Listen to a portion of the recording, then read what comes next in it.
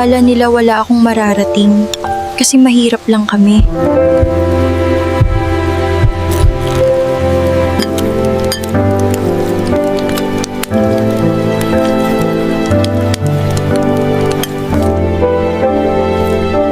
Lumaki ako sa isang lugar na kahit simpleng pangarap, parang sobrang layo. Minsan, isang kanin lang ang hinahati namin sa buong araw. Kapag may pera, okay na. Kapag wala, tiis lang. Hanggang dito na lang ba?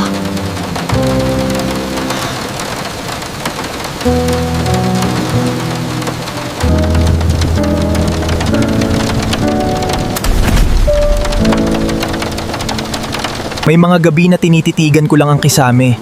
Iniisip, hanggang dito na lang ba talaga kami? Hindi ako susuko.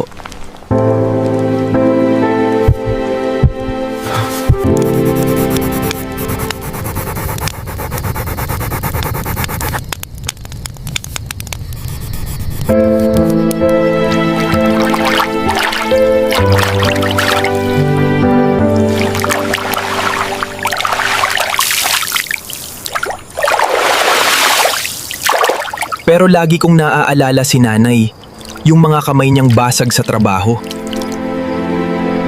Isang araw, sinabi ko sa sarili ko, hindi pwedeng ganito na lang habang buhay.